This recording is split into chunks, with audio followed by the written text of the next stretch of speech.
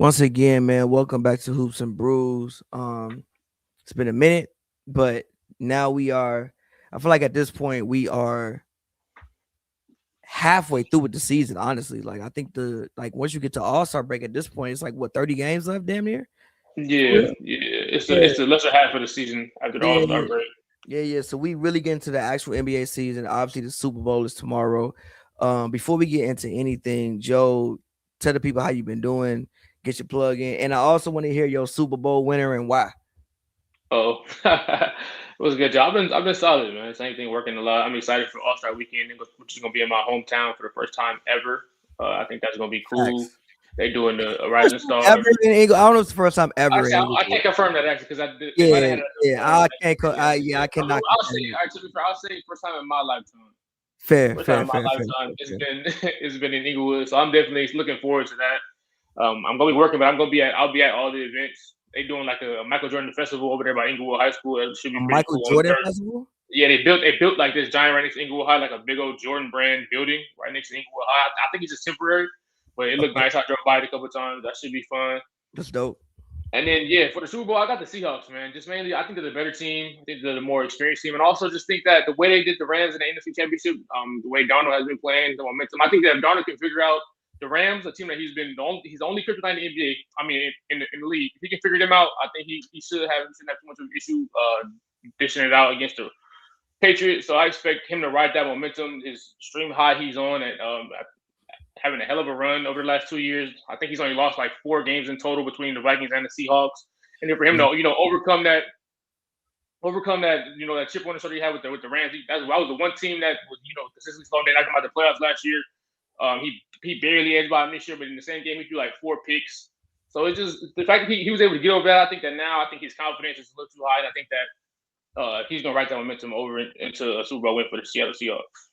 Yeah, I'm with you. I'm with you on the Seahawks. I think the Seahawks just had a better football team, just in general. Shout out to Patriots. Obviously, they made it there. They made it to the Super Bowl. But even how they made it, obviously, like Bo Nix was hurt. Yeah, they played against CJ Stroud. Yeah, CJ Stroud. Shout out CJ, but they played against CJ Stroud. Bo Nix was hurt, obviously with the ankle issue. Also the fact of like the Broncos could have won that football game. Like I thought that Sean Payton had a little too much dip on the ship and like wasn't trying to take the bro, just take the points. Like I know we in this new era of like the NFL, where people want to the analytics and everything else. But like, bro, if you got 3 points on the board, especially in the playoffs, bro, just take the points. Especially when that's your You offensive have a weapons look back, the way they look without your yeah, quarterback. yeah, yeah. Especially when you have a backup in a game. And if I'm not mistaken, what they lost the game by what 3 points? They lost by 3. It was 17. Like you know what I'm saying? You should have took the points. But I'm with you on the Seahawks winning. I'm excited for the halftime show. Shout out Bad Bunny. You excited for that, man? I do. Listen, the reason why I'm excited, I've been like doing a deep dive and translating some Bad Bunny lyrics recently. And I'm like, yo, my man's low key be saying some shit we just don't know it's in Spanish. But my man's low key be saying some stuff. And also just, knowing Spanish speakers and knowing people part of that community and like that side of the world, just seeing how excited that they are for I guess a representation of like their style of music on this big stage. I think it's dope. So I will be enjoying myself tomorrow, and I honestly think the day after the Super Bowl should be a American holiday. I don't think anybody should have to work the day after the Super Bowl. I don't think it's that serious, but I I think mean, that's serious, bro. it It's that is, but it's bro. not. I mean, like, Like, nah. bro, it is the Super Bowl is a unofficial American holiday, bro. Like, it is literally a U.S. holiday. That's why it's on Sunday. Yes, Sunday is basically a holiday, somewhat a holiday in itself. yes, I Like agree. the mail don't run, and half the world is I working agree. on Sundays already. I agree, but we need more. We need more. But moving on, NBA trade deadline. Obviously, the deadline was what was it Thursday? Thursday. Yeah, Was I think it ended at what 1 p.m. LA time? I think it was yeah, 1 or 12, one or the other. 1 to 12. Obviously, Giannis didn't get moved. Ja didn't get moved. I guess those are probably the two biggest names that didn't get moved. Even though like I didn't really expect Giannis to get moved. To be honest with you, just because like I just think number one, Giannis is hurt, which I think that people forget. Like Giannis is hurt, and he's hurt with his second calf strain. Like his third, bro, he had like 3 calf strains in like 3 years. He has had a lot of those. A lot of calf strains, a lot of soft That's a tissue. dangerous injury, considering the history of that. Going calf strains in the league right now. Especially right now. So, like, you know what I'm saying? Like you said, the next thing with the calf strain is Achilles going. So, like, I didn't think he was gonna get moved because of just the fact that, like, I thought the asking price would be way too high, especially for somebody who's hurt. Yeah, exactly for a person who's hurt, who, like, okay, you think, all right, if I get him in my system, cool, we could do whatever. But, like, it's Giannis, you got to work. Like, it's not like going to get a 3-and-D guy. Like, if you go get Giannis, you got to, like, build your team around Giannis. And if you're going to build your team around Giannis, that requires Giannis doing a lot. And Giannis doing a lot off a calf strain is a little bit whatever to me. And then I didn't think Ja was going to get moved because I just thought Memphis wasn't going to get enough. And I think that Ja should just stay in Memphis, bro. Like, I don't like stay in Memphis. I don't know, man. I think that bridge is burned at this point. It just seems like you're beating it. Him staying in Memphis is kind of you beating a dead horse. I don't see him reviving his career there. Why not? It's dead, man. You see him arguing with his teammates and stuff. It just seems hostile. It don't seem like it just. It's hard. People argue with their teammates all the time, but like it's just too much has happened, man. Like what happened besides him being a fucking? Well, okay. I don't want to. Let me use that's a pretty big deal. Brother. What happened besides him doing foolish off the court activities? What has really happened? That's a pretty big deal. The whole empire has came down, and Memphis was taking the league by. They were supposed to do what OKC is right now, and now I agree. And they rebuilding 3 years later. I agree. It's like everything has kind of fallen, and it just doesn't seem like he's invested in him anymore. It doesn't seem like that's what's everybody's going. They just traded Jaren. They just traded. They traded Alvin. They traded Bane in all season. Like it's just they're moving in that direction to where get everybody up out of here. They have a ton of picks now, so I mean, it just seems like they're moving in a direction that does not involve Ja Morant. But still, and I hear you, but at the same time, Ja's still 25, 26 years old.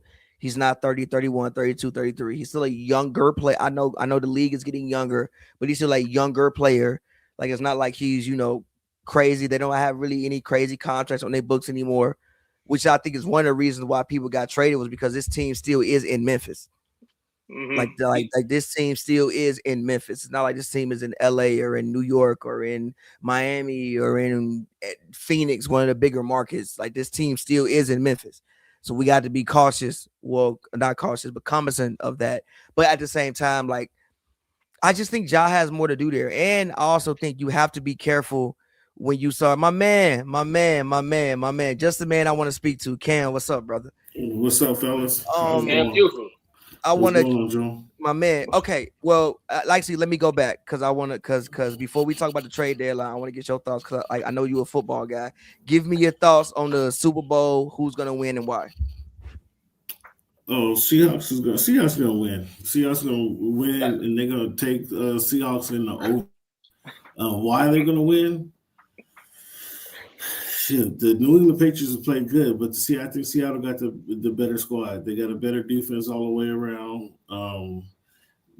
They got the better defense. Excuse me. I think their offense is going to come down to Drake May versus Sam Darnold, and wow, I think the Seahawks just are a better, more well-rounded team. And so, therefore, offensively, defensively, and special teams, Seattle had the advantage on every line. Seattle wins this game. I'm saying 27-20, 27-17. It'll be that close? 27-17? 27-17, something like that. It's gonna be the only thing that worries me is the fact that everybody's picking the Seahawks. And I see in Vegas they're the heavy favorites and everybody's betting on the Seahawks. So you know how that typically goes. That's the only thing that really worries me about the Seahawks.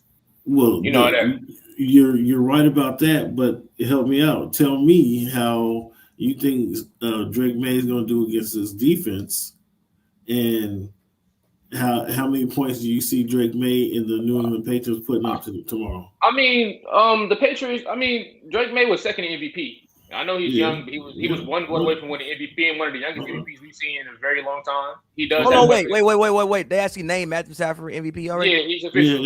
Yeah. Matthew Stafford got 24 votes and Drake May got 23 votes. But look, I mean, I know he's young, but he's still a heck of a player. I mean, he almost accomplished something we haven't seen in a very long time. If ever. He does have a nice array of weapons over there. Stephon Diggs, obviously the veteran wide receiver, playing for some big deals for him to get a ring. Keyshawn Butte, the LSU. The receivers are not going to beat Seahawks cornerbacks. Man, I'm not impressed by the Seahawks. Did you see what the Seahawks cornerbacks are doing against the Rams? Tyreek Woolen had one of the biggest breakdowns we've seen from a DB in a situation like that. As one DB, I'm worried about on the Seahawks. So now you want to compare the Rams receivers to Patriots receivers? Is that what you just did? I did. I mean, you want to compare Puka Nacua and Devontae Adams to who's over there on the Patriots? Stephon Diggs, and I don't know who the hell the other guy is. Hey, no, we're not doing that. We're not doing that. K-Shot Butte had arguably the best catch of the entire playoffs last week. Does he compare to Puka Nacua or Devontae Adams? He does not. But the Seahawks DBs is what you said is they would at least be able to hold their own somewhat. You know, I always expect them to be able to hold their own somewhat. They failed to do that. I just don't see how the Patriots win this game. And the Patriots also they have to get the ball to Trey Ryan. Listen. The Patriots, they haven't played the Rams. Okay, they haven't played the Rams. They haven't played the 49ers. The Seahawks. Man, Mike McDonald got these guys primed and ready to go. You know who the Patriots have played? They played all the best defenses. They played the number one defense in their conference. They played the Texans. They played the Broncos. Those are two of the top defenses in the league, and they got through both of them. To be fair, C.J. Stroud played the Texans that day. C.J. Stroud himself. The defense is still out there. The deal on Derek Stingley, I just want to say, those brothers are still out there. You still have to beat that. You still have to beat that defense. They have been playing against. What the Seahawks ain't seen no defenses like the Patriots have seen. The Seahawks have. They want defense that compares to the team. You brought me on here to talk some hoop. Now what you guys got me on here to try to talk to you? Man. Play the team with a defense like the Broncos or the Texans? But no, they haven't. What? Did the Broncos have a second string quarterback playing? You just flipped the whole. You tell me. You said no. You said my question. I was right. You asked did he play a good defense, bro? You act like they blew somebody out. They won 10-7. I mean, it's playoff football in a snow game. It's not, brother. It was 10 degrees and fucking. It was a national man. That wasn't a regular snow. No, it's not gonna be snowing tomorrow. That's what will benefit the Patriots as well. I'm just saying, man. I don't want to. I think it's gonna be a great game. It's gonna be 13-10. It's gonna be 13-10 tomorrow. It's gonna be 13-10. Oh my God, that's not what I'm saying. What score do you say? Joe. I'm just saying the Patriots. Wait. They still had to make their way here. Cam, let me preface all of this by saying, before you got on the pod, this man Joe picked the Seahawks to win. He picked the Seahawks to win. So I don't know why he's arguing with you right now. He's arguing for the sake of arguing because he picked the Seahawks to win. I don't think the Patriots are some walkover. That's all. I don't think that. I think they already win. What do you see the score? What do you see the score tomorrow? I'll say like 30-20. Okay. All right, man. Moving on. We say the same thing. Moving on. NBA. Who you got, Pavy? Who you got? Seahawks. Okay. I think the Seahawks have a better football team. Scary part about the Seahawks. Everybody picking them. I think the Seahawks have a better football team, but again, it's one game on Sunday. You never know what can happen. It's one game on Sunday. You never know what can happen. And also, I think that if Drake May can win this early in his career, he's really Teflon for forever, honestly. If he can win, literally forever. You're not wrong. You are not wrong. Again, granted. I don't. But also, I would love to see Sam Darnold just as far as just like a redemption story, right? Like a guy who came. What's a better story? Is the better story Sam Darnold? Sam Darnold. In my personal opinion, Sam Darnold, like a guy who was written off, labeled him a bust. I think that the biggest moment of his, I think the biggest moment of his career before the last 2 years was him saying, "I'm seeing ghosts" on the sidelines. He was basically a meme, literally. And for him to come out and do what he did last year in with the Vikings, and they ship him off, and then now he winds up in Seattle and goes 14-2. What is 14? Whatever the record was. 14-3. Yeah, 3 again, and he's in a Super Bowl this year. I think the best story is Sam Darnold, in my personal opinion, and what I'm saying, like, you love to see guys fall down and get back up. So I think that would be the best story in my personal opinion. Drake May, I love you. I think you'll be dope. I think you got a great career ahead of you, but I think that Sam Darnold would be the best story. But moving on to a guy who we've all covered for the most part, that we all loved for the most part. Cool guy, man. Zubac always answer my questions. I always fucked with Zoo. But he got traded, obviously, to the Pacers. The Clippers received, if I'm not mistaken, Benedict Mathurin, and they received Isaiah Jackson. And they also, I think, received protected first this year. It's kind of weird. A protected first this year, and then if they don't get it, it rolls into 31, I think. Fair. So, I mean, what do we think about the deal, man? Like, what do we think about Zubac going to the Pacers? And also, what do we think about? I guess honestly, I should probably change the thing to just the Clippers as a whole, but I guess we can get to that. But but first and foremost, I want to focus on the Pacers aspect. What do we think about Zubac to the Pacers? I thought Zubac's in the Eastern Conference is like he's gonna dominate the Eastern Conference because there's really no sense who does he have to compete with? He has the boys in Cleveland. He has boys in Cleveland. He has Anthony Davis in Washington. Who tell me who he has to? Joel Embiid is back. Well, I mean, really, I mean, it depends on if he plays Tuesday or Thursday. I mean, we don't know what that's going to be in Philly. He doesn't have a lot to compete with. It's hitters over there. You tripping? Jalen Duren as an all-star for the first time. Karl Anthony Towns is a Knick. Okay. That's fair. There's a couple guys, but I think this really helps these guys. It helps solidifies their defense. They had a defensive player. He feels. I'm not at all mad at this quote from Easy. I'm not mad at that quote. That's a great tandem right there. That is a great tandem. I mean, Zoo does what doesn't Zoo do? He doesn't shoot threes. And me personally, I don't care if my big man doesn't go outside the tip point range. Me personally, so I'm good with everything Zoo does. He's not great at one particular thing. He does a lot of things very well, and I think he'll fit into the Pacers. He'll add some defensive rebound into the Pacers, and that's what they needed. They need an unselfish big like that, and that's what a lot of teams need. And Zoo fits that role very well for the Pacers. I think it's a good replacement to Miles Turner. I mean, personally, go. All right, personally, I agree. I think what makes this so valuable for the Pacers and what makes them give up, all the picks that they did give up, is the fact that Zubac is on one of the best contracts in the league. So you're getting a rebounding, rim running, big who can protect the paint a little bit at 18, 19 million a year for about. That's kind of why I thought he wouldn't get traded. That's why I thought he'd never get traded. But great point.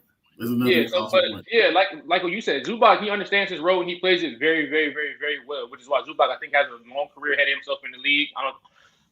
He was rebounding is exceptional. He finishes around the rim well. I think this is good for him because the Pacers obviously like to play fast. I think Zubac, he can keep up. I mean, you just run up and down the court, fill your role in the paint. I think that he'll blend in with the winning culture they have over there. This was a good pickup for them. Obviously, they had a hole there this season, losing Miles Turner. So I like it for him for sure. It's gonna be interesting to see when he gets there next season. He's gonna be paired with Halliburton. I think that'll be great. I think Zubac was amazing with Harden. That duo was, for the time they were together, was exceptional, specifically last season when he was almost an all-star. But I think Hallie will make it really easy for Zubac, and I think that this was a good move by the Pacers front office to go out there and grab Zubac. As long as that pick they retain their pick, I'm hoping that they can keep that. It's protected. I think if it lands one, if they keep that pick, and this is a really, really, really good deal for the Pacers. But it could end up biting them in the back if they do not end up keeping that. If that pick does end up falling to the Clippers. Somebody in the front office could be in trouble with that pick. Go ahead. I mean, yes, but at the same time, like, I think that we are in the. Granted, I know it's a great draft. but I think that we're also in the era where people overrate picks, right? Like, let's say you do get a top 10 pick. The top 10 pick and the player you draft may not be as good as Zubac. Like, can you name me 10 centers better than Ivica Zubac in the league right now? Can you name me 10? Right. Probably. That's people overrate the picks, but the picks are a sign of hope. Like if you don't have, if the Clippers don't, Clippers. No, Kim. I'm not speaking from the Clipper standpoint. From the Clipper standpoint, 1000%. I'm just saying, as far as like you saying somebody in the front office for like the Pacers, I'm saying like the person that you might have gotten back may not ever grow to be as big as Zubac. You know what I'm saying? So I think that, okay, I see what you. I get that. I wasn't looking at it from that aspect. That aspect, yes. But I think I still think the way that this pick is structured. Isn't it like protected 1 through 10? Is protected. I think it's protected 1 through 4 is protected. 1 through 4 is protected. 5 through 9 it goes to the exactly. Yeah. 5 through 9 go to the Clippers. Yeah. 1 through 4 go to the Pacers. 10 through 30 go to the Pacers. Like that's a weird scenario. Weird. So they might have traded the 5th pick in the draft for Zubac. Right. Or the 6th pick. I'm not mad at it. Or the 7th pick. Were the Pacers plan to be next year? That's a good pick for. That's a good trade. That's a good trade for them. That's a good trade. And to your point, that's a good trade for them. However, if they end up giving that number 5 through 9 pick to the Clippers, like that changes the Clippers' life right there. That's a life-changing trade for the Clippers. And that's why I say somebody in the front office, because they're banking on percentages of them getting that 1 through 4 pick or the 10 through 30 pick. Yeah, but yes, but at the same time, if I'm the Pacers, right, and I look at what I did last season, right, like I think that we overachieved last year. I think that we had a good team. We did win 50 games, but I think that we overachieved going to the finals last year. Right. Okay. We get Halliburton off of 18 months. He's healed. We were gonna have to pay Benedict Mathurin anyway. We probably don't want to pay Mathurin. You were probably gonna have to pay Mathurin 25 million, whatever million you were gonna have to pay Mathurin. We can get Zubac. Zubac's on contract for 3 more years. Right. Zubac is on contract for I think 3 more years at, like you said, 19-20 million a year. Siakam already got his money. Halliburton got his money. Halliburton got his bread. At this point, like we think that, and again, when we look at the conference next year, why the fuck can't we compete with beat New York? Why the fuck can't we compete with Detroit? Why can't we compete with these teams? And if we get Zubac, a guy who was 2nd team all defense last year, right? Like I think that next year in the East, shit. Granted, do I think it'll happen? No, I do not think it'll happen. I want to preface by what I'm gonna say, but no, I don't think it'll happen. But the Pacers could have 3 All-Stars. If they go out there and get the number 1 seed, they can have Zubac, Siakam, and Halliburton all in the All-Star game next season. Especially with the way that they structured it now, when they do the world thing, like they could genuinely have 3 All-Stars next season. So if I'm the Pacers, especially if I'm Indiana, like yes, we can get now. Granted, if you can go out and get you Derek Patterson, or you can go out there and get you, I don't know, AJ or Cam Boozer, 1000%, you go out there and do that. Or the guy from North Carolina, what's his name? Caleb Wilson. I think. So, they're banking on these young bucks to step up. If you can go out there and get you one of those top 4 guys, which is why they kept the pick if it's top 4, you do that. But once you start going to the draft and you start going from 5 to 9, it's really a crapshoot. It's really a crapshoot. Like, we think the 5th, 6th, 7th, 8th, 9th pick, even if it's the best draft, you think that pick gonna be like, bro, we can go back to the 2003 draft. The 8th pick was like Chris Kaman. Chris Kaman had a dope career. Chris Kaman had a dope career. That's Zubac shit. No, he better than Chris Kaman. Relax. Chris Kaman had a dope career. But I swear to God, he wasn't transitional. I swear to God, you could trade Zubac for Chris Kaman and we gonna be all right, bro. We gonna be all right. If we lose out on Chris Kaman, we gonna be fine. If you go back to some of the most legendary drafts. Yeah. Okay. You know what I'm saying? So the way you put that, yeah, this is a really good move for the Pacers. This is a really good move. I feel you. I love this it. is a really good We're gonna have to look at the Clippers side of it, but yeah, it's a really good move for the Clippers. I hate the game. Look, let's get into it right now. Like again, I think that everybody agrees. I think everybody on here agrees that we love what the Pacers did at the deadline by acquiring Zubac. I think everybody loves this. But as far as the Clippers, man, I think in my personal opinion, as somebody who's played Mad 2K and somebody who does my GMO and tries to pick the worst teams and build them back up to strength, like I think the Clippers did magical work at the deadline.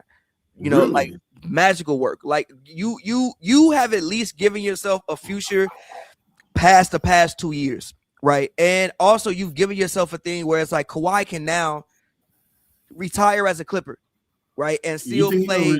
Kawhi, yeah. You don't think they're gonna ban this contract? I think they're gonna ban this contract. They might. One of the two. Might. But listen, who knows what happens? I don't know what happens, but regardless, they've given themselves a future. Right, like I think that picking up Darius Garland, who's been a 1 or 2 time All-Star. Granted, he's had some injury issues, but he's been a 1 or 2 time All-Star. You got off Harden's deal, which I love Harden. I love what Harden has done for the squad. That was magnificent. I like that move, especially because. Why don't you like it, Joe? I don't like it because I think that Harden has been the most reliable player the Clippers have had in a very, very long time. I think in an era like this where it's hard to come across stars. The deal has been better than expected. The deal has been better than it was. Is it really that good of a deal though? Darius Garland is not. He's been regressing ever since he made the All-Star team. He's been regressing, bro. Harden, I would bet on Harden having at least about 4 or 5 more good elite years in the NBA. James Harden right now. How many more years elite years in the NBA? At bare minimum 4 more years of James Harden being elite. He's one of those guys, bro. Every once in a while you have to make an exception for the clock. Like you see it with Durant, you see it with Steph Curry, you see it with LeBron.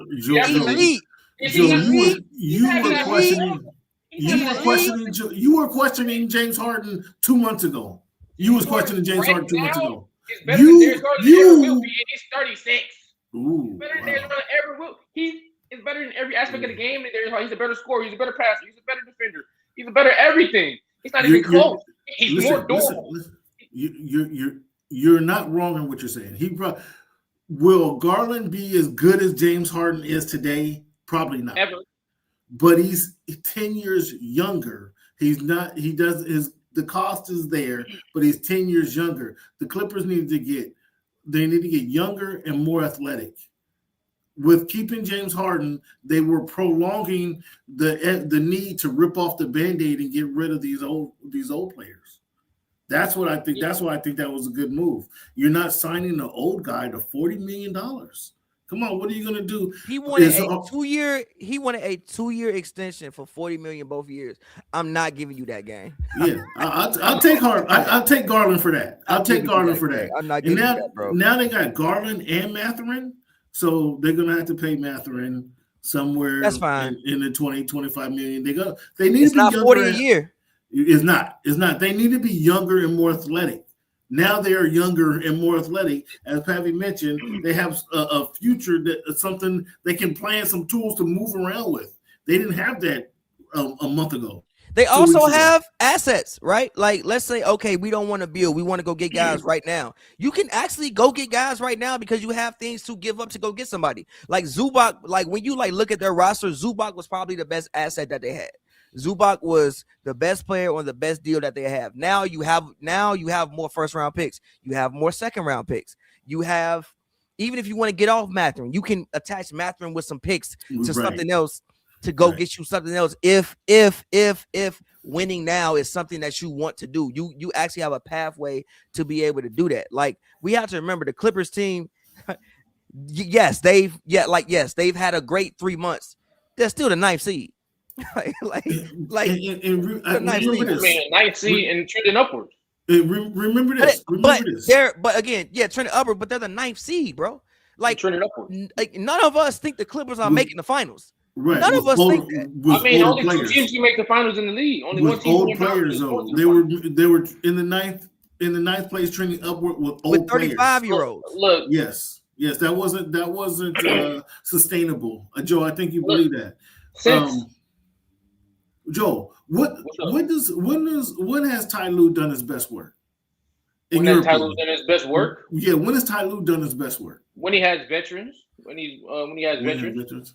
Yeah. I think Ty Lue did his best work when he had Patrick Beverly, when he had Lou Williams, when he had who was a big man? That was Doc Rivers, bro.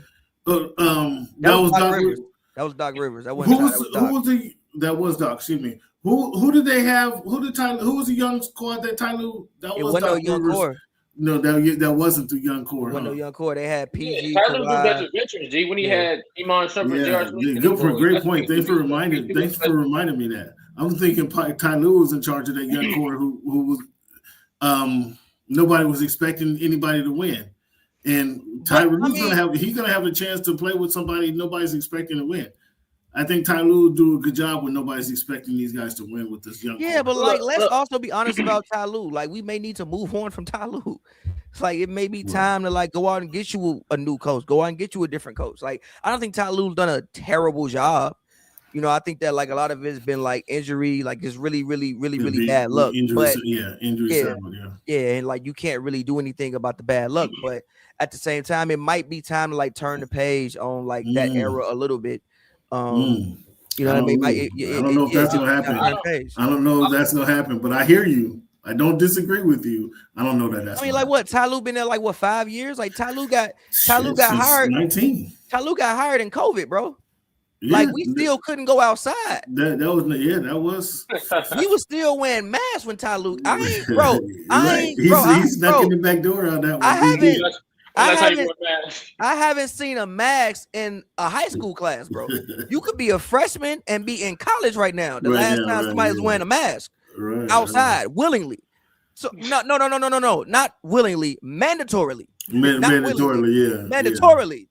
So I don't really, But the coaches, basically, my opinion, I just think that since mid-December, the Clippers were the hottest team in the NBA. They had the highest win percentage. Nobody's been winning games like them. I think it was they went around 17-6 since then.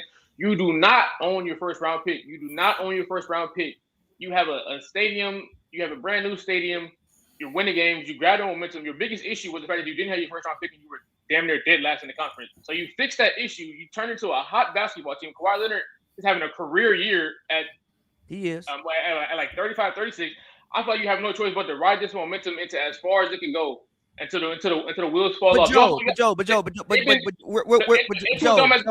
off 15, 14,000 per game, and now you just obliterate the whole thing. Joe.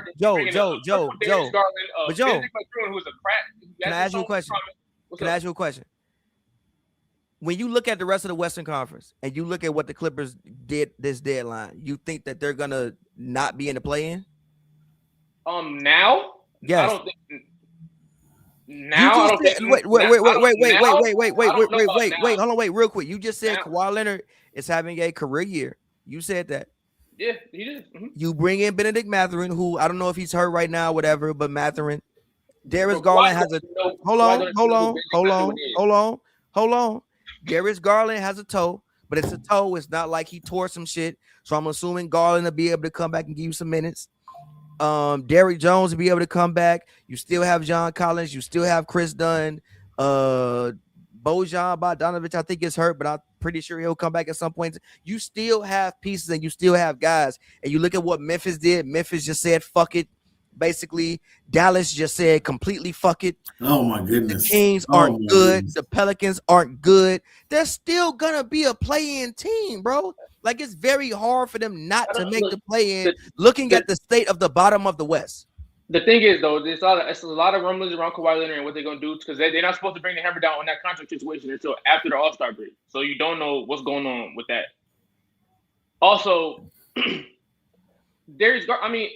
we've seen Harden held his own. He held that team. Literally, he does pretty much. Also, real quick. Also, hold on, real quick. If you give the Clippers, the Pacers, Zubac's not hurt. Zubac never really be hurt.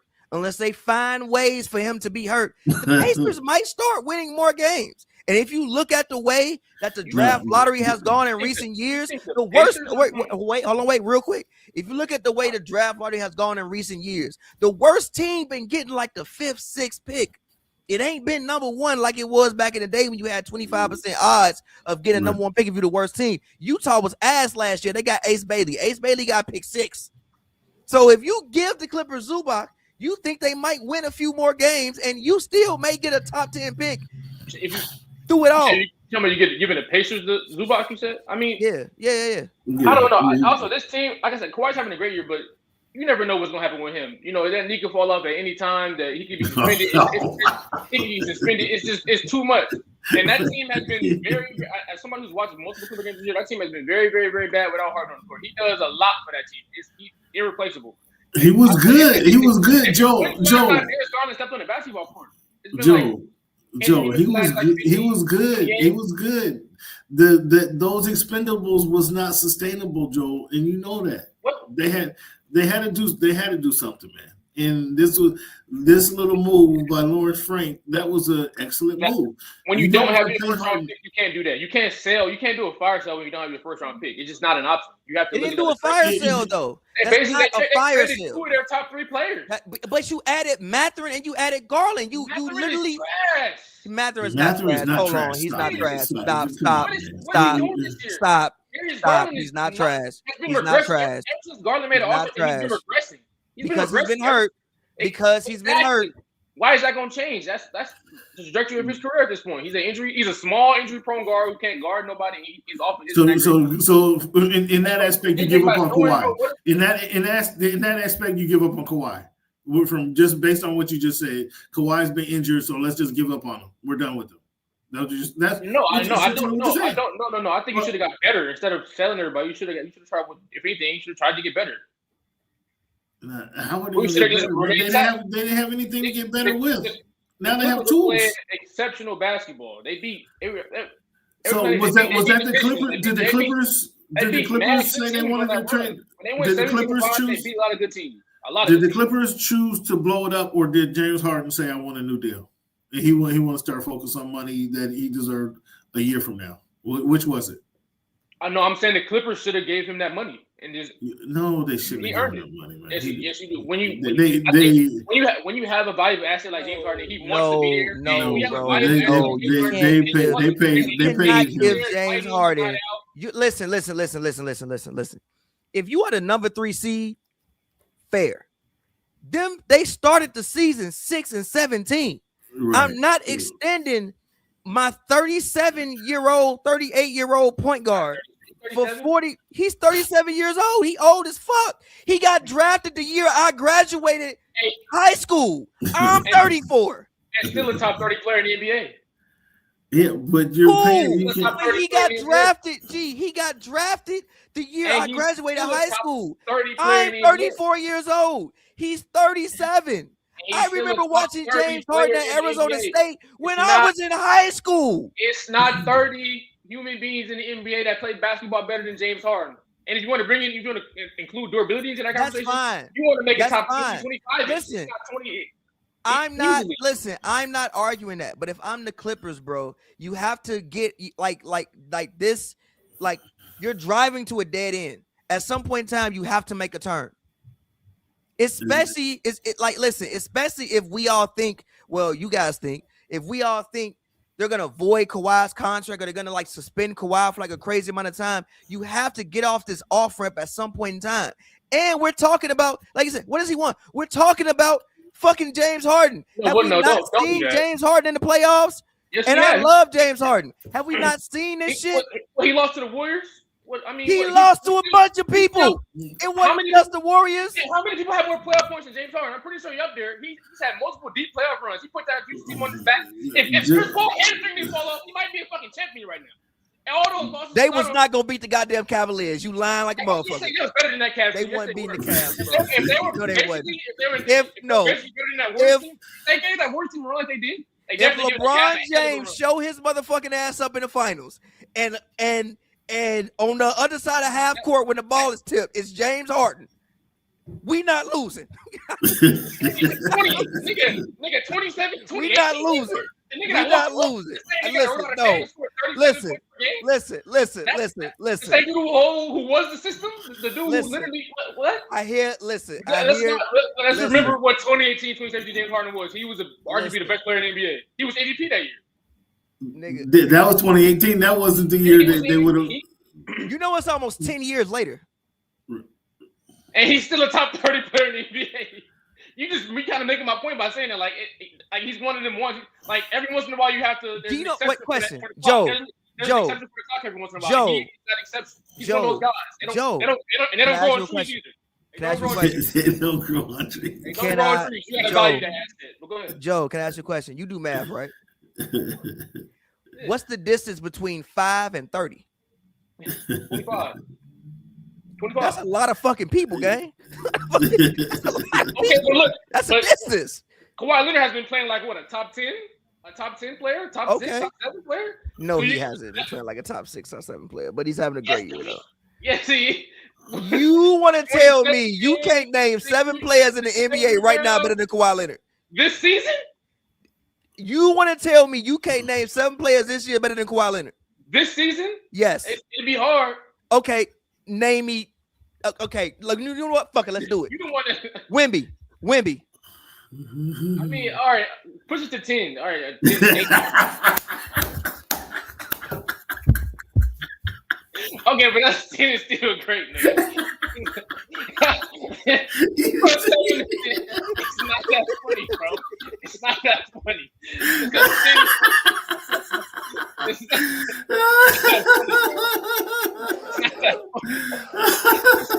funny. It's not that funny, bro. It's not that big of a deal.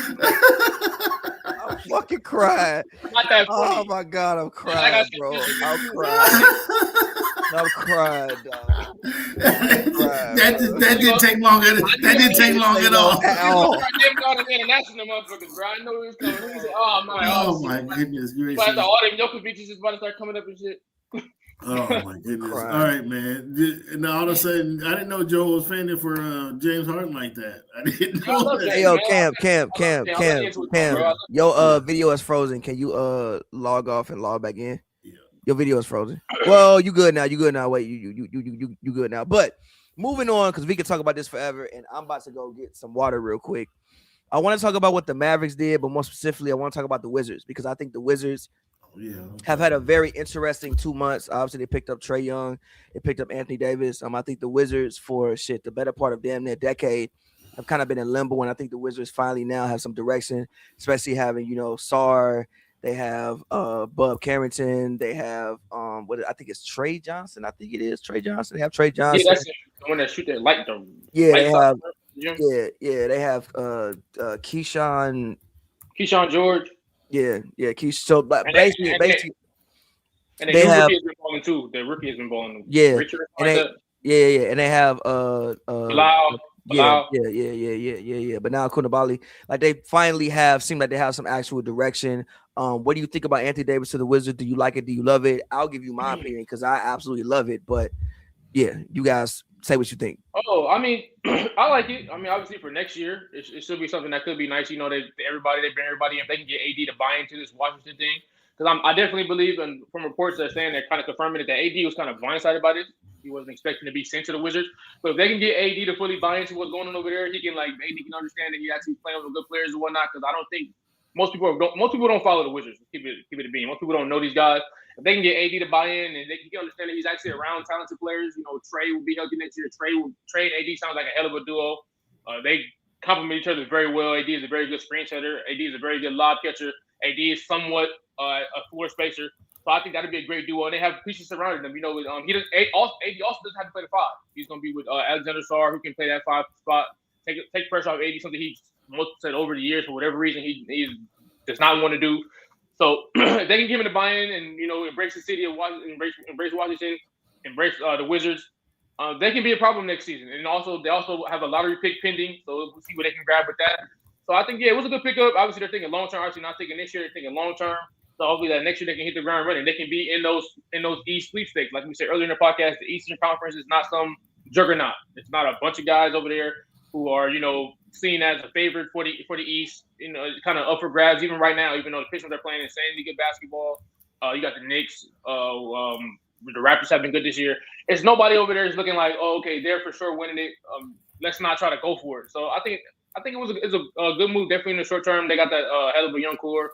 They working. So we'll see how they how this translates when they all get on the court. I think it could be interesting. I think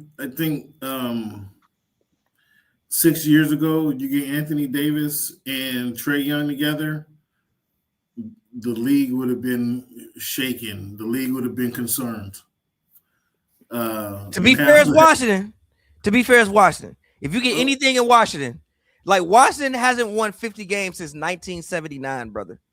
Wow. Wait, what? Since their championship. My boy, Wes Unseld? Yes, actually, dead ass. Wes Unseld was on the team the last time Washington won. Wes Unseld, I don't even think is alive anymore. Dead ass. I think he's like not with us anymore. Unfortunately, Wes Unseld was on the team the last time they won 50 games. So anything in Washington, brother, is. So, again, 6 years ago, I would have been interested in the pairing of Anthony Davis and Trae Young. Trae Young, Anthony Davis, we know he just doesn't play. He plays 17 games in the 2 years, in the year and a half with the Mavericks. 17 games? I think it's been 17 total games. No way. You can't take him serious, bro. Yeah, I think it's been. You can't take AD serious. That's the only thing. Like, I mean, in theory, it sounds good. It looks good on paper. But yeah, that's this duel. Like, you get he got hurt his very first game as a Dallas Maverick. Like this, like it's just like that's sad. But like it's just like what are we doing? And to think that him like going to Washington, I don't think AD know who Kayshawn George is. I don't think AD knows who these people are. So AD, he doesn't. AD is in his mind. He's thinking, y'all traded me to perfect. Y'all traded me. He's probably mad. No, he's familiar with trade. He's not. I don't think he's happy with this. If they can somehow get him to buy in and get him to play 50 games, they said it wasn't happening. So they said that AD wasn't. If get him to somehow embrace this city and of course he's not happy. But I mean, like you deserve this, brother. Like you don't play. Like you are the reason why you are a big part of the reason why Nico Harrison got fired because of what you did once you got here. Not because of what happened before. You are a big reason why Nico Harrison got fired. Nico got himself fired. Let's not blame AD for that. I think that if you could have actually saw the Mavericks on the court, I think they would have looked good. If you could have actually saw them. You see how good Cooper Flag is a fucking monster, dude. But Cooper Flag is insane. If Cooper Flag was around actual good NBA players, that could be a 50 to 61 team if they were actually out there with all them. But he had a chance to play this season, didn't he? And you're right. He's a part of the reason he got traded. He is part of the reason. But like you said, you can't trust Anthony Davis. You can't take him seriously.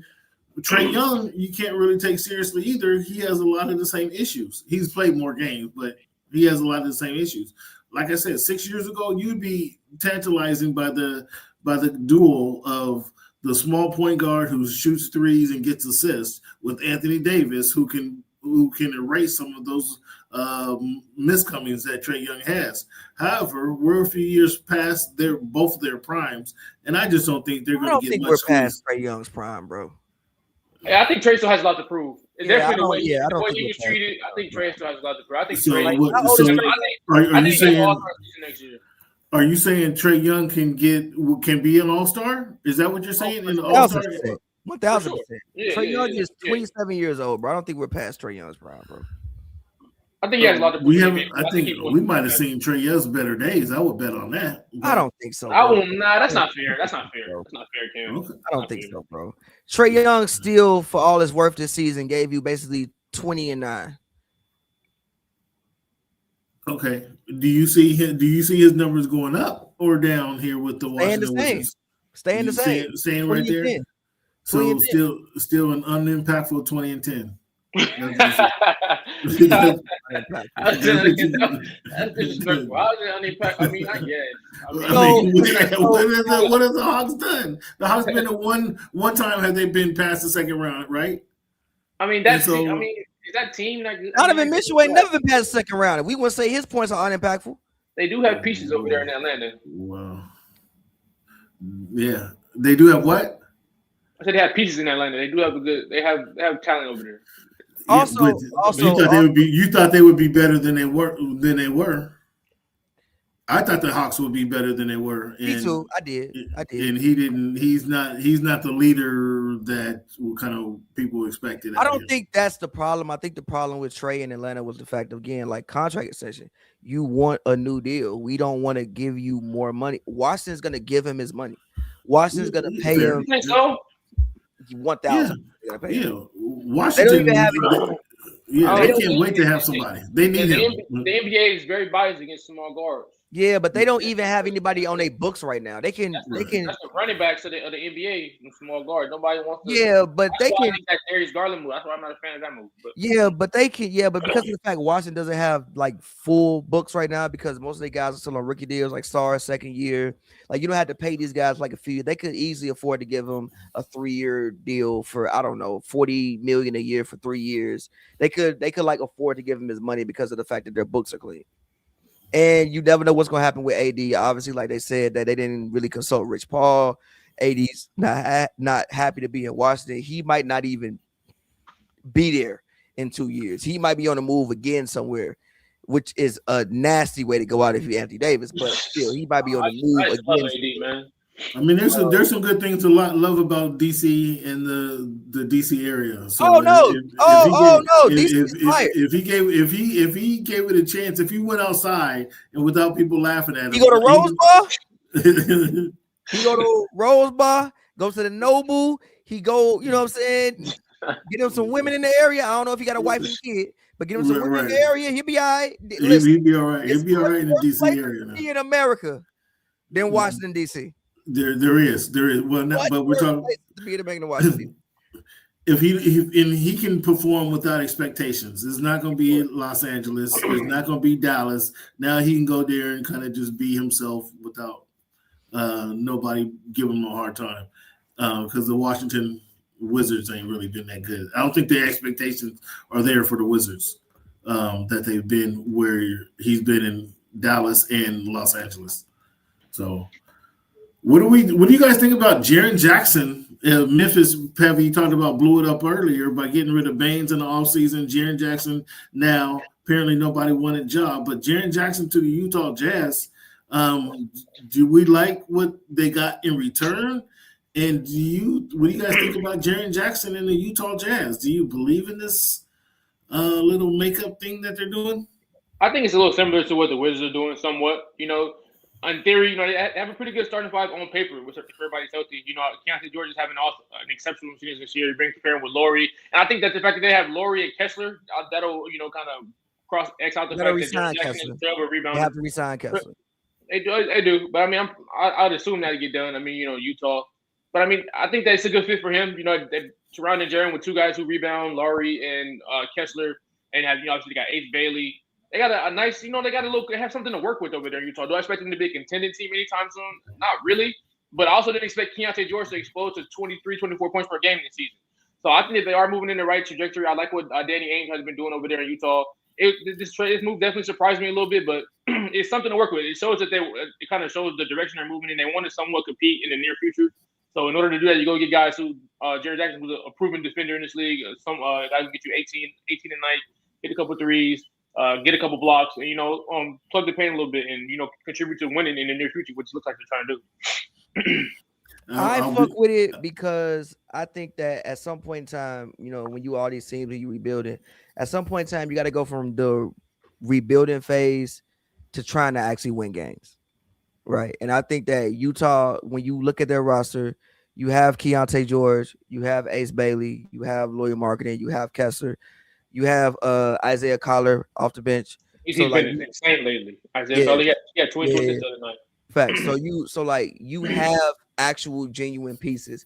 It's time to try to win basketball games, but you can't just keep drafting more people and try and develop more and more people. Like you have core pieces that you have to try to, go out there and win basketball games with. And I think that they did the right thing going to get Jaren. Like I think, granted, Jaren 1000% has his flaws, right? Like he doesn't rebound in basketball, which is fucking nuts. But at the same time, if you could put him and Kessler on the court together, right? You think you have one of the better front lines in basketball, and they all fit each other's timeline, right? Like everybody's in their 20s, right? So you think they're in the timeline. yeah, so you think that you can keep this core together for at least like at least the next 3-4 years and see what you got, you know? And it's been a minute since Utah has played competitive basketball. So I like what they did. Like again, I think that like I said, at some point in time, you can't just keep drafting talent. You have to try to win games at some point. And I think that they finally reached the point where they're trying to win games, and I respect them for doing it. And also, remember that's Danny Ainge over there. Danny Ainge knows what he's doing. He built this Boston Celtics, who are still winning games based off of what he built to this day. So, you know, I mean, but you say that, and you're not wrong, obviously, in saying that he is responsible for what the Celtics have done. However, we expected this turnaround in Utah to be a little bit quicker. It's been 6 or 7 years. I don't think we thought that. No, so you like the progression that you've seen out of Danny Ainge and the Utah Jazz. Number one, it takes a while, bro. It's Utah. Like it's like this isn't LA, this isn't New York, this isn't Miami. Like it's hard to get people. First of all, let's be honest. Half the league black. How many niggas you know want to go to Utah? How many niggas you know lining up to go to Salt Lake City? Now, granted, I've been in Salt Lake City. Why don't you tell us about Salt Lake City? You've been there. Listen, I've been to Salt Lake City. I actually think there are worse NBA cities in Salt Lake City. I'd rather be in Salt Lake than Indiana. But how many niggas you know lining up to go to Salt Lake City? Let's be real. No, bring him in there. No. That's not what we said. Cam said he thought the turnaround in Utah would be quicker. I'm like, no, I didn't think it would be quicker because you have to remember this is still Utah, and I don't think many people are lining up to go to Utah. Like you could line up to go to LA. You could line up to go to Phoenix. You say, yo, I can go play in Phoenix. People play in Phoenix. You Texas. You know what I'm saying? You'll go to Houston. You'll go to Dallas. You go to Miami. You go to Denver. Denver. No, you won't. I mean, if you have your choice, obviously Utah is down the list, but it still is an NBA city now. Barely. They've been around for a while. I expected the turnaround. I mean, what are we at? It's not even a complete turnaround. We're just saying now that they have a direction, now that they have pieces, now they have expectations. We're 6 years into this. To where there's expectations, 7 years into this? Not 7. No, it's not 7. I think how long has Danny been there? No, I think they got off the off ramp. I want to say like 4 or 5 years ago. 4 or 5 years ago, when they traded with Donovan and Gobert, when they got rid of both of them. Yeah. That was like 4 seasons ago. It wasn't that long ago. They haven't been like a Sacramento Kings rebuild when they was rebuilding for like 15 straight years, or like a Timberwolves one. It's been like 4 years, bro. It wasn't that long. Okay, it's not the Sacramento Kings in that. I'll give you that. Yeah. But I truly did, in all jokes aside, expect them to be better than. So what we're looking at 5 years. Gobert has been in Minnesota, so it's been 4 years. Okay, since 22. Yeah, it wasn't that bad. I mean, you look at what they did. They picked up Larry Marketing in a trade. They drafted Kessler. They drafted Keontae George. They drafted Ace Bailey. Like they've been doing work. I don't want to say behind the scenes, but they've been doing work behind the scenes on this squad for a minute, and I like what they did. And again, like I said, I like going to pick up Jaren Jackson. I think now it's time. I like what Utah and I like what Washington both did, right? I think both of those teams looked at what they had on their roster. They figured out that they have some guys, they have some franchise cornerstones, and it's like, yo, let's go get some veterans and let's try to win basketball games, bro. Like you cannot rebuild forever. If you rebuild forever, you become the Kings. Literally. Where they tried to rebuild for 15 fucking straight years and never made no move to get no real like guys in there to try to go out there and win basketball games. You have to get some guys in there to go out and try to actually win basketball games. So I like what both of these squads did. And also, both of y'all got y'all picks. And the Jazz got many more picks. Well, they Yeah, traded they traded a bunch of them to the Grizzlies, but they did great GMing. Like the picks that they got for Rudy and the picks they got for Donovan, shipped them off and get you some real veterans in there. And like you like now their first 8 guys looks like an actual NBA basketball team. a real team. Yeah, and they have their pick. They do have their pick, and they're not going to be in the playoffs obviously this year. So they're in a prime position to utilize their pick or add depth, add more youth in depth. So they're not in a terrible position. I just thought it would be quicker. I thought Danny Ainge, it took him, I wouldn't even say it took him a while, but he did get Jason Tatum fell in his lap. He did get Jason Brown.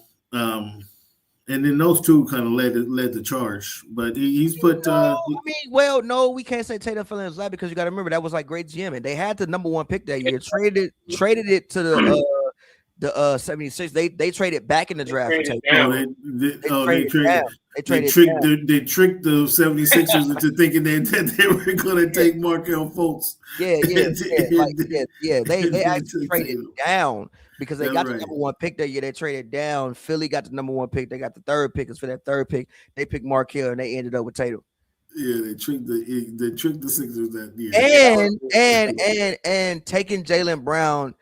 I think 3rd now looks fine, but at that time that he looked a little crazy. Yes. He wasn't that good at Berkeley.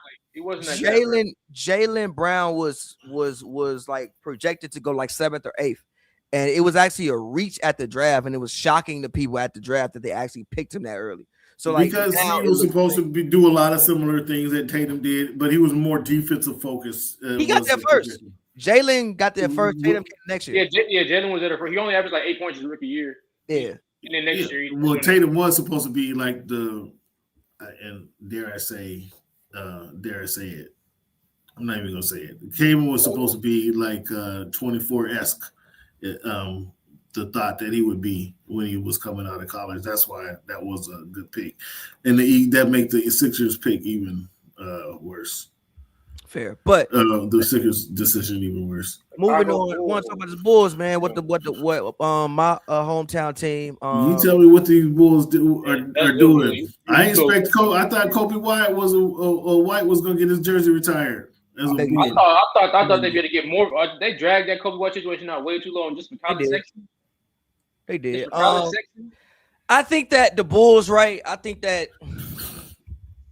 the Bulls have been avoiding a full rebuild, I feel, since D Rose's injury. I think that also shout out D Rose for getting his jersey retired and like what that just means to the city of Chicago and what that means to, you know what I'm saying? I mean, I was somebody who grew up in the D Rose era. I like vividly remember D Rose playing in high school. Like I watched those games. So, him getting his jersey retired, incredible, is dope. But they've been avoiding. Hey, Pavy, real quick, just off the subject a little bit. Being from Chicago, do you agree with what Draymond was saying? That it depends on your age and how old you are, right? Like I think if you're 25 years old, yes, Derrick Rose means more to you than Michael Jordan. For me, no. Again, I was raised with my grandma. My grandma was 66 when I was 6. The only thing we had in common was we both like Michael Jordan. Like I was born in 1991. Like I was born in between games 2 and 3 of the Eastern Conference Finals in 1991. So I remember the last 3-peat. Like I vividly remember them winning. So I think it depends on what age you are, right? Like I think if you're, like I said, 30 and younger, I understand why you might say that. The answer is no. The answer is no. Bro, without Michael Jordan, Derrick Rose probably doesn't exist. Without Michael Jordan, the only thing you know about Chicago is Al Capone and pizza. I'm dead ass serious. I'm not even lying. It's probably like Al Capone and pizza. So the answer is no. The Sears Tower. We knew the Sears Tower. Okay, Sears Tower, Al Capone and pizza without Michael Jordan. Like Michael Jordan made me feel like Chicago was the center of the universe, right? Like when people I was never big on going to New York because I'm from Chicago. We be beating New York ass. Fuck New York. I don't want literally fuck New York. I don't, you know what I'm saying? So Michael Jordan made me feel like Chicago was the center of the world.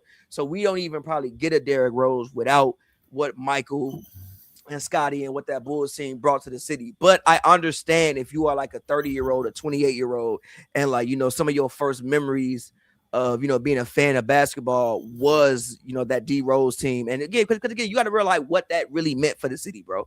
Like you ain't never seen nobody who really came up really on the south side. Really, like, bro, Scott has a story of D Rose owing him $5 because they hooped in the backyard and like he didn't have money for pizza. Okay. Wait, what? Yeah, like Scott, like so Scott's. I'm telling Barber chair Scott. Yeah, so like, I'm telling my man's life, but like his 2 doors down, his next door neighbor played at Simeon and hooped on the squad with D Rose. So when D Rose was like a freshman, he had came over his crib and they all went to go hoop. And D Rose didn't have money for pizza. So they all like put in like bread and like got pizza. And like D Rose didn't pay. Like people know, bro. Like people literally, like, bro, really came up on the south side, really hooped, really was outside, went to Beasley, went to like Simeon, won state championships, especially when like city schools weren't winning state championships. Like every time a city school went downstate, they would get their ass beat by some white school from downstate because they just played better. So it's like and then he goes away to Memphis for a year, comes back, gets drafted by the Chicago Bulls, and then wins MVP as a kid from Chicago, playing with your hometown squad. Like you can't write a better storybook than that. And then again, obviously, like he gets hurt and things of that nature. Like I remember the day he got hurt, bro. Like I remember I was watching the game, like, man, they're gonna beat their ass. I went to sleep, woke up, and this is the point in time where like on Twitter, I only follow Chicago people. Bro, you would have thought the president died, G. Bro, when I woke up, you would have thought the president died, bro. Like literally. So like I fully get it. Like I fully get what he means to the city, and again, why that moment of him getting his jersey, really that whole team just in general, bro. Like outside of like the 90s, what have the Chicago Bulls really done? You could say those 70s teams, don't nobody remember that shit unless you was like that team outside of the 90s is really all the Bulls have had really in their franchise. So I get why somebody might say that, especially if you're younger. The answer is no.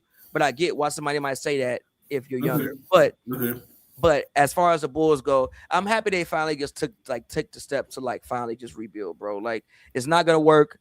Vucevic, like these teams were cool, but it's time to actually like rebuild and actually at least try to build something else. And the only way that you can build is kind of by being bad for real.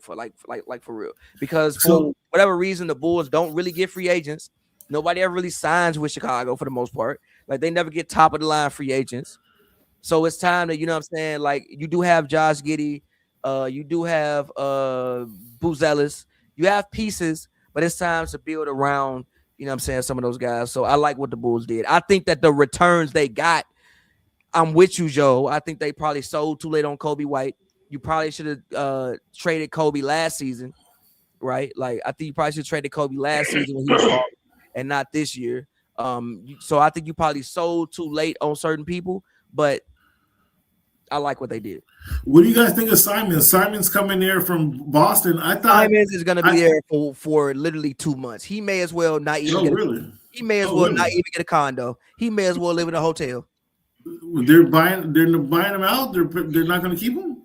What kind of? I thought Simons was going to say he was going to replace Jason Tatum is a bit much. I thought he was going to kind of fill in. I thought he was going to fill in that void, scoring void that Boston never had that type of trajectory with the Celtics. No, you didn't. Stop yourself right there, man. No, you didn't think that. No part of you thought that. You didn't think that. Anthony Simons did what he was there to do. He came in and he got them a piece. He's coming off the bench, brother. He came in, played, and he got them a piece that they can use next year. Like Vucevic, when you look at the Boston Celtics roster, they had one hole for real, which was the big man. Like I like Kata better than him. I like Kata better than Vucevic. Brother, relax. I like Kata, but he gave him some backline depth that I think, especially when you look at the way Boston likes to play basketball, with like playing 5 out. He basically kind of gave them a little bit of what they lost when they lost KP. A little bit fair. Somewhat fair. Yeah. Fair. KP is way better, but I get it. I get this. I don't think KP is way better. KP is way better. He's 7'3". KP has been sick for 2 years. If you want to include that, but I mean, just player for player, Porzingis kind of pulls him out the water. If you are sick for 2 years, so sick you can't play, I can't say you're better. Look, if you replace Vucevic with Porzingis when they win the championship, they don't win the championship that year. That's fine. That was 3 years ago, brother. Yeah, I'm just saying, like, you know how much different shit was 3 years ago? Player for player. AI didn't even exist 3 years ago, for real. Not close, brother. We could not make AI memes 3 years ago. I log on Instagram, all I see is AI memes. 3 years is a long ass time ago, brother. I guess. So what does Kuminga go into the Hawks? Actually, let me put a different graphic up. Winners before you get into it, who are your winners of the trade deadline? Who do you think, what people do you think did the best work on the trade deadline? Go ahead, Joe.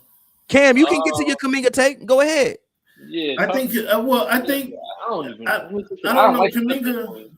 Kuminga going to the Hawks was my question was more for the Golden State Warriors. Ever since Draymond Green said, organizations, I forget which player he was referring to, but he said organizations should take more responsibility for not developing players or players not developing under their regime than players should be taking blame for not developing. And then ever since then, we've had the big man Wiseman that they haven't developed, that they drafted and haven't developed. Now we have this Kuminga situation. Like, the Warriors should be taking more responsibility for letting these players out the door. And that's kind of the question I wanted to know about Kuminga from you guys. Do you guys agree with that? The Warriors should be taking more responsibility for not developing Wiseman, for Jonathan Kuminga not developing under the regime. Yeah, for sure. Like, who had the quote when they asked him about Kuminga? Was that Dunleavy when they said Kuminga, in order to be traded, y'all just got to be a demand for you? I mean, brother, it's kind of your fault that there's no demand for him. He's been getting DNPs the last 2 months. Like, how can you? There's no demand for him. You ain't been playing. That was Dunleavy. Like, it was weird to hear Dunleavy talk like this. That doesn't make any sense. It's kind of your fault that he isn't. There's no demand for him. That's a bad way to manage the asset that you obviously want to trade. So I mean, they do kind of shoot themselves in the foot with this. Like you said, they are where they are right now because they missed in multiple drafts. They had the opportunity to, rebuild that championship culture, rebuild what they had going in the draft, and they failed. So it is kind of all on them. And when you do get those young players, you got to work with them. You got to put them in positions to win. They failed to do so. I mean, Kuminga had even you have to trade them when they're at their height. Kuminga had a stretch last year when he was averaging like 24 and like 6. And I mean, they just what they do after that? They just kind of sat on him. I mean, they didn't. You trade him right. If that's what you're going to do, you trade him right there. When he does have that demand, I'm pretty sure people would pick up the phone and listen to Kuminga offers when he was doing that for a certain period of time. But I mean, you don't trade him then. Wiseman ends up being a dead asset. He ends up being somewhere out the league. Who else did they pick in that time? I mean, Moses Moody. Brandon Podjeski, not much. Moses Moody hasn't been much. I mean, it's just like it's a repeating process. Their window didn't fully shut until they missed on all those picks. They still had a chance. No, I don't even think that they quote unquote missed on the picks. I think that the problem is when you have Steph, because of the way Steph plays and because Steph is such, the way you say Steph has gravity, there's consequences that come with like playing with Steph. Consequences? Yeah, like you can't get your game off. Kuminga want to get his game off. You can't get your game off. That don't make man. That's more. You can't get your game off. If anything, Steph gravity is supposed to compliments other guys. It makes it don't. That's what you would think. Like bro. If I'm James, like real quick, if I'm James Wiseman, I'm the number 2 pick in the draft. Usually when you're the number 2 pick in the draft, you go to a terrible fucking team. Meaning that like you're gonna get the ball, you're gonna get your post-ups, you're gonna get your touches. In Golden State, it's set a screen and roll. I don't want to fucking do this shit. That's back to his original point. That's them frying their own assets. Draymond, everybody don't have to be a fucking dribble handoff. You want everybody to be Draymond. Everybody can't be a dribble handoff. If you playing with Steph, that's kind of what you gotta do. You can't get your game off. That's not true. That's not true. It kind of is, bro. You can't get your game off. They forced that and they dug their own grave. Bro. It does not have to be that way. Bro. Was Jordan Poole running? Jordan Poole got out there Ain't nigga sub Jordan Poole. He get in the game, doing whatever the hell he want. And they won 60 He games. wasn't doing whatever. He wasn't doing whatever the hell. Wasn't doing whatever. He wasn't doing whatever. Also. But that's why they got rid of him too, Joe. That's why they got rid of him too. That's not why they got rid of him. Well, I mean, among other things, Draymond punching his face off. Among other things. I don't think that it had to be that way. I think that But Jordan Poole's game is different though, bro. Yeah, but Jordan Poole's game is different. He's also can set shoot. Like he's also a shooter. Like his game is different than what Kuminga is. Kuminga, you gotta give. Like Kuminga, you got to give him the ball and just let him rock. But letting him rock looks different than what it looks like for Jordan Poole. And yes, that did work for one season. It was great. I just think with the way it's like playing with LeBron, right? If you play with prime LeBron, get your ass to the fucking corner. Like, I'm sorry, or even prime Harden, get your ass to the corner, bro. You're not finna be able to get your game off like that. If you play with Steph, set them goddamn screens so he can run around them shit. Wasn't in the corner. Is that Poole wasn't in the corner? I tell you, you're not gonna see him live. So I never even considered that. Great point, Pavy. When you're looking at playing with the LeBron versus playing with Steph, I never considered Steph being a difficult guy to play with because you're forced to run this one system. Is that? I'm trying to figure out. What I'm trying to figure out is the players' development, because I don't think Wiseman was junk, even though he did go to Detroit and not perform, and I think where did he go to Phoenix and not perform? Trash as hell. But you also ruined at that point though. Like you come in, it don't go right, you get hurt. Next year you come back. No, listen. Next year you come back and y'all already in championship contention. So it's like we can't really develop you because we still trying to win and we still trying to win with this core. I think that's really what happened with Wiseman versus him being weak. They didn't have any. They didn't take any time to develop. Niggas copping pleas for James Wiseman in the Big 2026. LaMelo Ball might have went there and may never be an all-star. No, LaMelo Ball would have developed. He would have did what Poole did. And they would have traded him because you wildin'. The second he would have shot a goddamn one-legged three-pointer in game 6 of the fucking semifinals, they would have sat his ass the fuck down and he'd be on trade block the next day. He does what Poole does 10 times better than Poole though. Did you hear what I just said? That can play make. That's worse. A stupid Poole. Poole already stupid. No, I said super Poole. Like he also like a stupid Poole. I ain't never seen Jordan Poole. I ain't never seen Jordan Poole take a one-legged step back three at a pivotal time. You haven't? Oh, no. You forgot you didn't do your Googles on the 2022 Warriors. You forgot Jordan Poole was out there wilding, G. He was out there. He get in the game just doing whatever. I'm like, damn, okay, it's working. Hey, he's getting to it though. Pavy, you asked a question earlier. You said who won the trade? Who won the trade deadline? Of the trade deadline. Who do you think were the winners of the trade deadline? I think for reasons that I'm gonna give Joel some credit for the reasons that Joel mentioned earlier. The Cleveland Cavaliers won the trade deadline. Not mad at that because they get Harden, they get this two guard, upgrade from Garland, and to match up with Donovan Mitchell, and it makes them. I was not interested in the Cavaliers and had no faith or confidence in the Cavaliers doing anything in the playoffs before last week. Now that they add Harden to the mix, now that makes this more intriguing and interesting. Not even like Harden is a big part of it, but not just Schroeder and Keon Ellis are huge. They weren't getting anything from Lonzo Ball this year. They weren't Schroeder and Keon Ellis are huge pickups. Like I'm with you. I do love what the Cavs did because of the fact that I'm with you. Like I think that this Cavs thing wasn't going anywhere. Right, like right. It wasn't.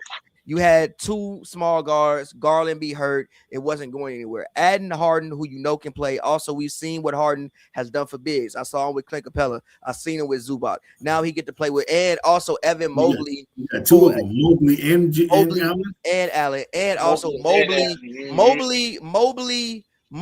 and Chet Holmgren may be two guys who like we look at and they may never actually develop the way that we think they're going to develop. And they just may be a guy who's like 18 points, right? Yeah. Like they just maybe 18 points. So if he is 18 points, like he needs help to be able to score. So I like adding Harden. And again, Dennis Schroeder and Keon Ellis, I think are the biggest like low key pickups Coming to me. off the So bench, I'm with you. I like what the Cavs did, and low key, I like what OKC did, man. Talking about adding Jerry McCain. I like picking up Jerry McCain. I like that. I That's like essentially their first. McCain, man. That's essentially their first round pick right Yeah. there. And you get a guy like who's McCain, been in the league now. By the time, well, he played today. Actually, he played today, so he's been in the league, eating NBA food, flying on NBA planes for over a year now. So he's not a rookie. He's gonna come in there and he's gonna give you something because he's been kind of you don't want to say what shelled up. He wants to prove that Philadelphia made a mistake. He came in the league rocking with Philly. He got hurt. Then somebody else took the shine. Edgecombe comes in this year. Maxey obviously games it even improved even more. So that kind of left him kind of now wanting to prove himself. Go to AKC, get to OKC, play behind Shea and Jay Will. Oh my goodness! All his points is going to be gravy points in games. All his points are, and he knows how to play the game, so he's going to score. And again, like he's young, right? Like so he fits the timeline of what they got going on with their team, and they don't have to pay him for 2-3 more years still.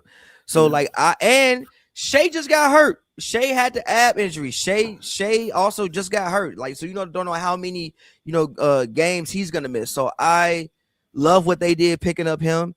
But I think the biggest winner of the deadline, I want to say the Pacers, bro. Like I know we talked about it already, but I think adding Zubac to that team, especially, if everybody could come back next season and be healthy, you still have Nembhard, you still have, Halliburton, you still have Siakam, and you adding Zubac into that mix, who I think Zubac is like the Marc Gasol of our time.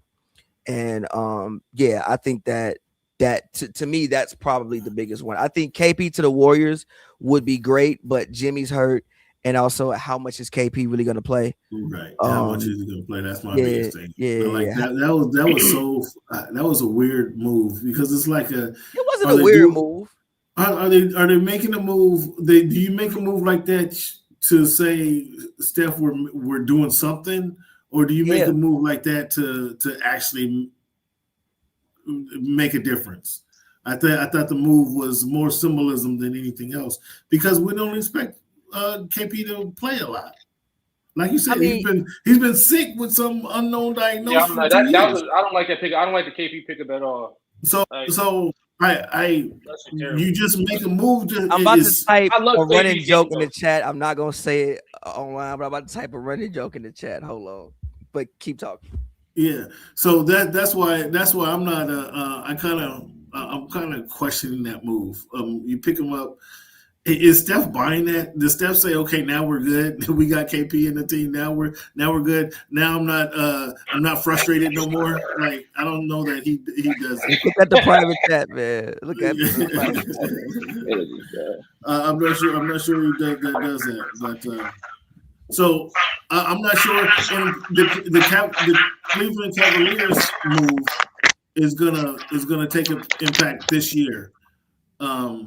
Indiana's move won't be so impactful until next year. That's what I'm gonna give the Cavaliers a nod on who won the trade deadline. Joe, who you think? What'd you say? Who do you think won the deadline? Who won the trade deadline? Joe. On me? Yeah. Who won the trade deadline? Oh, me personally, I think that I'm more of on a neutral slate. I don't know if we really have a winner this deadline. I think I see a lot of missed opportunities. Like I think the Lakers missed opportunity to go grab an actual big who would catch a lob. I wanted the Rockets to go out and grab a point guard to substitute for what they missed out on Fred VanVleet. That has been a glaring issue in every game. I'm not sure I watched the Rockets, but they need somebody who manage the game better. I wanted Detroit to go out and get some more scoring. I know they've been playing well, but I still think they need a little more of a scoring punch if they want to actually win the East. I think obviously I like what the Cavs did. And the Pacers, they made decent moves, but I don't think nobody really propelled themselves, put them over the top. I'm not too sold on those moves. I do like the Cavs move, but I'm gonna say it's neutral. I see a lot of really missed opportunities, across the league. That's how I look at it. Who didn't miss an opportunity? You said what? You know who didn't miss an opportunity? And I'm saying this based off of vibes. I don't know how much he gonna do, but Jose Alvarado finna turn the Garden up. Oh wow! Jose Alvarado finna turn the Garden up. I don't know what he gonna do on the court, but Jose Alvarado gonna turn the garden up. G, they gonna have the Puerto Rican flags flying at half in the Bronx. Mid Bad Bunny performance. They gonna have a Puerto Rican flag in the Bronx. His jersey sales. He might have the most jersey sales in the second half of the season. He might. That Jose Alvarado Knicks jersey is going platinum. But last topic before we get off here, because I'm about to touch streets, Joe. I think that's you that's making the feedback go crazy. Losers of the deadline. Who do you think lost? Who do you think clearly could have done something or you just hate the trade that they made? Who are losers of the trade deadline? I'll tell you who my loser is. Cam Thomas. He got cut. Getting cut is nuts. Getting cut after 20 and getting cut. You couldn't trade me for a second round pick, G. Right. In today's world. Nah, bro. Fight me, gang. You cut me. You had to cut me. Cut. That's facts. No, but you picked up the phone and called all 30 teams. What is 32? 32? Yeah, 32. They probably didn't call him. That's why he got cut. That's even worse. You didn't even try to pick up the phone to call him and trade me. You just said, you know what, brother? We just gonna cut you. They don't want you. They don't want you. On. They don't want you. So for me, it's Cam Thomas. And if I had to pick an actual team. Oh man, a team that I feel lost out. Man, losers as a team. How can it be anybody other than Dallas Mavericks? I see. At least they got rid of a bad ass. No, but see, I don't think Dallas lost, bro. Like, I think that they did what they should have done. I think that, like, now granted, I came in saying Cooper Flag was gonna be Josh Smith. He shut me the fuck up because clearly he can clearly he can score the basketball. He got moves. So Team now USA, you look at Team USA. So Flag, lead us to that gold medal. So now when you look at Cooper Flag, you have to do what you can to build around Cooper Flag, and also your timeline has now switched, right? Your timeline has now switched. So I don't mind what they did as far as like getting picks because you didn't really have that many. So I don't mind what they did as far as like the Dallas Mavericks, in my personal opinion. But yeah, you guys go. Losers of the deadline. Who do you think lost? My loser, I'm going with the Golden State Warriors. I mean, you dragged this Kuminga thing out across the entire free agency, and you finally decided to give him money. You give him a 2-year deal. You drag it all the way out to the very last minute of the free agency. After that, you start off the season playing him a little bit. He has some good flashes. Then you send him right back to the bench. You completely deplete his value, and then you blame him for it in the media. And then you get a guy for him who has, like we said, an undiagnosed illness and probably isn't going to play or actually be able to impact the game. I think that the Warriors completely botched this situation. I think that ought to be ashamed of themselves. Steph Curry, this is a very bad way to end his career. He's very elite. He's a starter for the All-Star game. He's getting you 28 a night, still shooting the hell out the ball, still doing his job at a very elite level, and you bring him Porzingis for asset situation you dragged out way too long and you completely misused and you abused to go along with all these young players you got around him that don't produce.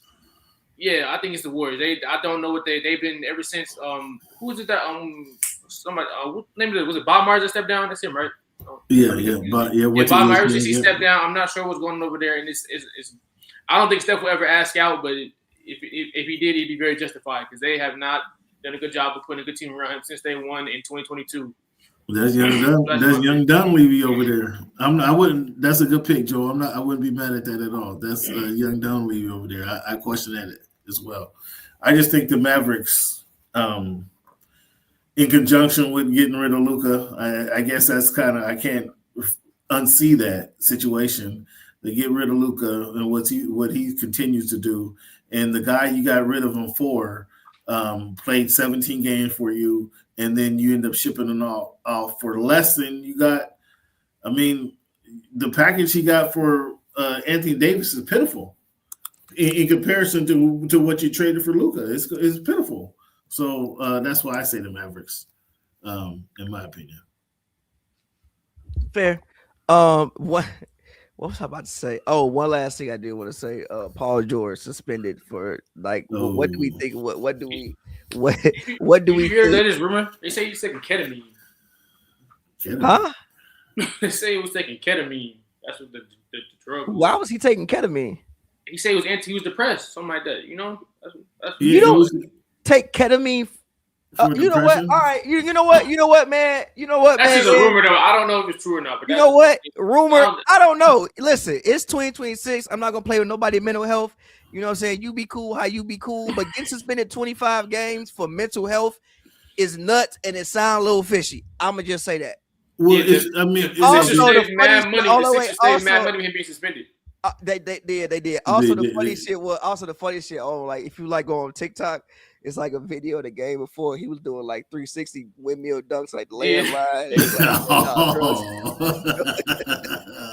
So they just came. Yeah, like 30 points. Yeah, like 30 points. Nah, hold on. He blew his spot up for sure. Like drug test. He do a 360 windmill? No. Come on, bro. You supposed to be just recovering from an injury, man. Come on. Nah, bro. What you doing? We haven't seen you do that since Dame hit that shot in your face, brother. What you doing? What you doing, brother? Come talk to us. Come on over here and talk to us. Nah, brother. That's a funny one, man. Go ahead, Cam. I was just gonna say, man, enjoy the game tomorrow, fellas. Thanks for the time, man. Let's get out of here. And of course, bro. Let's keep an eye on what's going on, man. We know Joe don't like what the Clippers has done. We want the Cavaliers. So did the Cavaliers get better, Joe? Are the Cavaliers now? Oh, the Cavaliers definitely got better. In your opinion, are the Cavaliers now Eastern Finals or Eastern Conference champion contenders? They're definitely Eastern Conference Finals contenders for sure. Yeah, okay. They definitely got better. I mean, if you remember last year, Darius Garland was hurt again, dealing with more issues. He left Mitchell out there to die. Mitchell was out there going, 30, 40 balls. He looked exhausted. It was on his face. So now you get one of the better playmakers, one of the better scorers in the history of the sport to come there and bring some pressure off of you. I think that's a real good look. And then also, I mean, he's also expected to, Evan Mobley still somewhat has untapped potential, believed by a lot of people. I'm not necessarily sure I believe, but a lot of people still believe Evan Mobley has untapped potential. So if Hart can come through and, make a game easier for him, and maybe he can, get sort of part of his game we've never seen. Tyson has been exceptional this season, hell of a role player for them. He's stepping into his role. So I for sure, I definitely get the Cavs with that addition. Harden as a second/third option should be a great pickup for them. It should take a lot of pressure off Donovan Mitchell out there in playoffs and just in regular season in general. My last question for the both of y'all. Thanks for having me. Does Luke Kennard make a difference with the Lakers, Joel? No.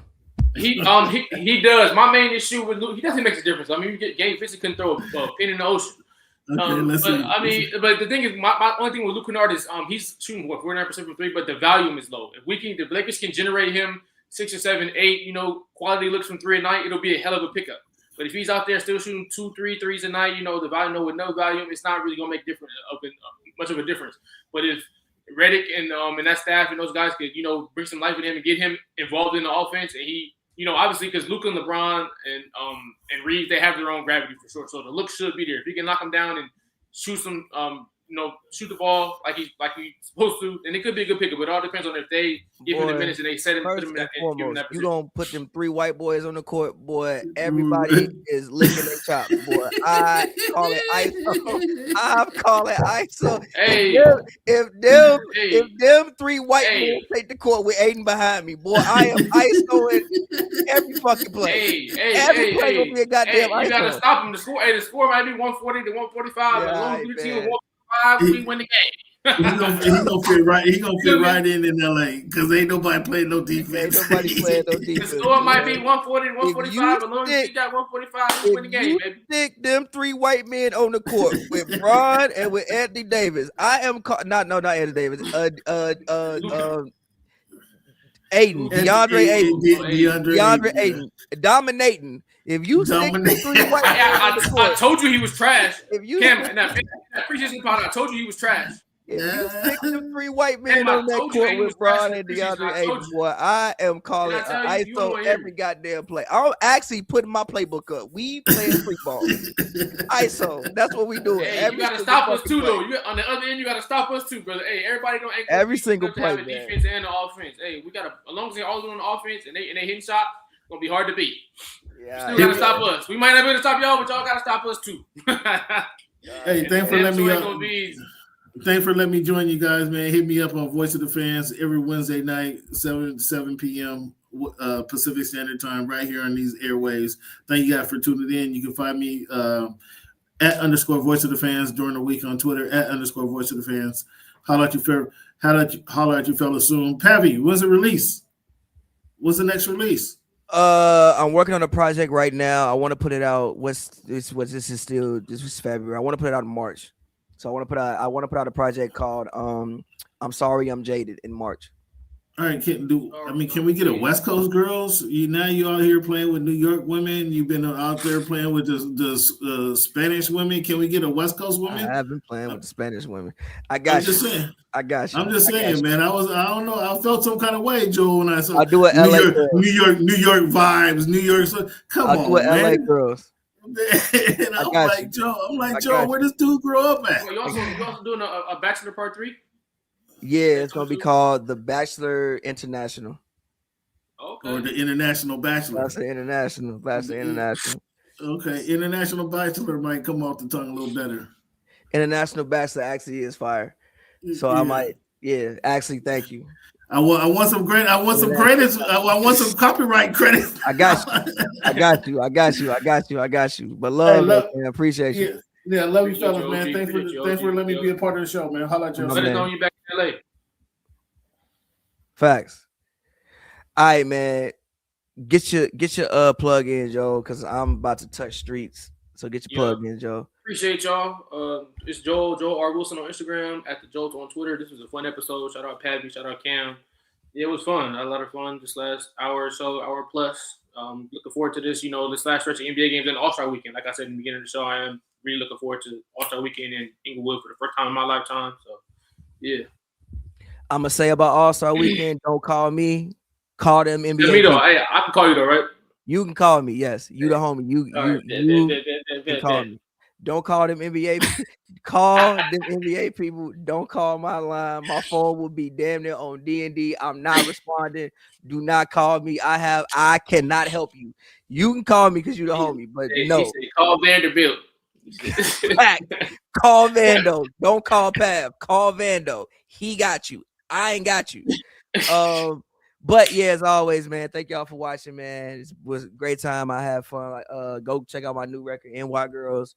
Keep streaming my music, all of that, and we'll see y'all next time, man. We get out of here. Thought it was I'll be back. They thought it was but I said, they thought it was but I said,